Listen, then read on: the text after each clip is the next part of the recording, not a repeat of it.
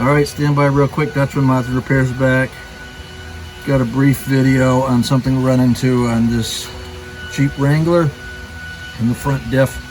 You can see on the left-hand side here, very grooved out, wallowed out compared to the right-hand side. So let's show you, talk to you about what happened and show you what we're going to do.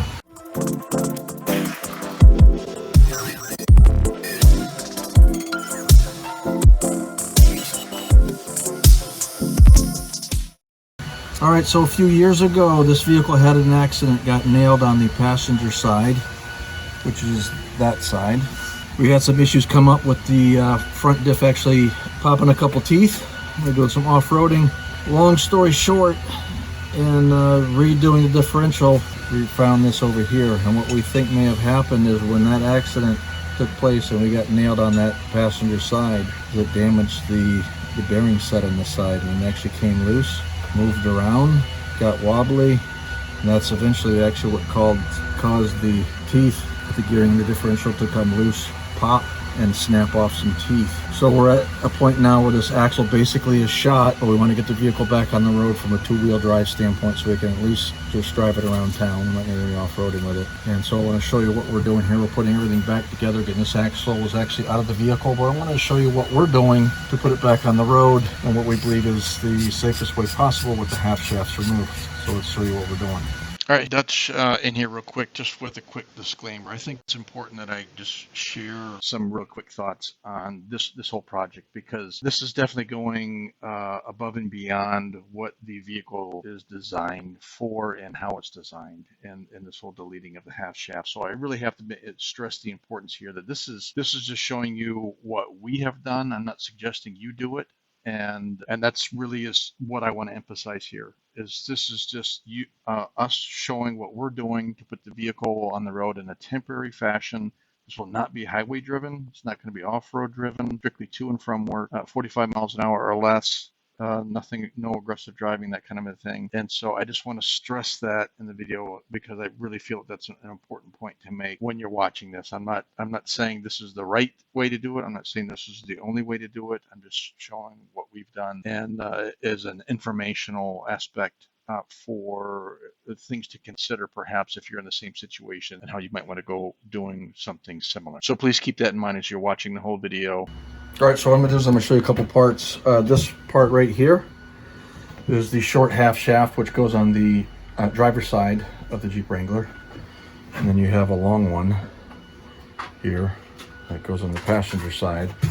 And we've removed the coupling part of the U-joint off of the half shaft. Show you that. Both sides very, very similar in the way they look, but we did etch them.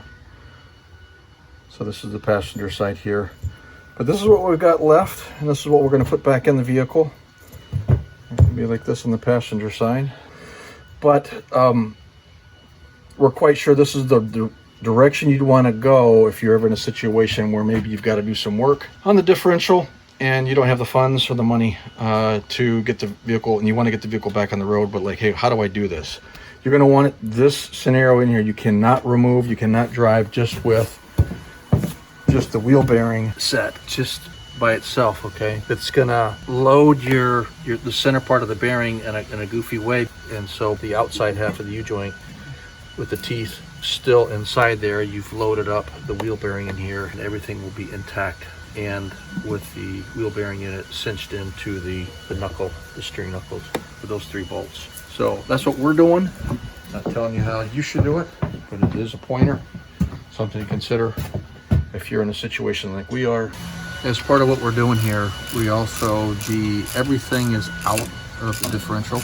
All the innards are out, pinion gear, such. We're not worried about water or anything like that getting in there, mainly because that axle is shot from that walling out on that side, and we just want to make the vehicle roadworthy while we decide what we're going to do next in this project and getting this back into a four-wheel drive situation. So now we just need to get stuff back on, wheel bearing sets back on, brakes, track bar stuff, and we'll be good to go. All right, so you can see here we got the outside portion of the U-joint on the driver's side in with the axle nut, and we're working on getting this one in on this side.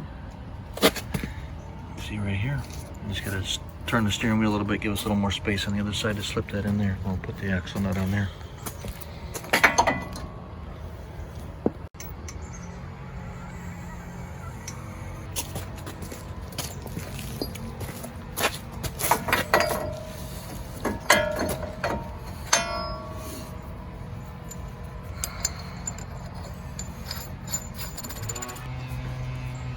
We'll get that torque down.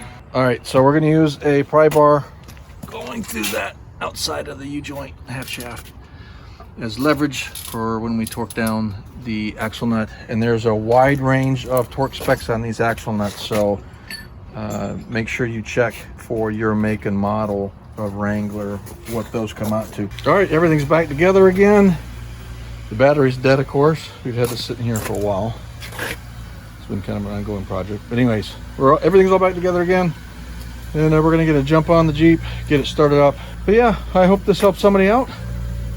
If so, like, subscribe, thumbs up, all that good stuff. Share, appreciate it as you come along with us. We're working on things around the house, in the driveway, and everywhere in between. This is Dutch Out. Have a great day, everyone.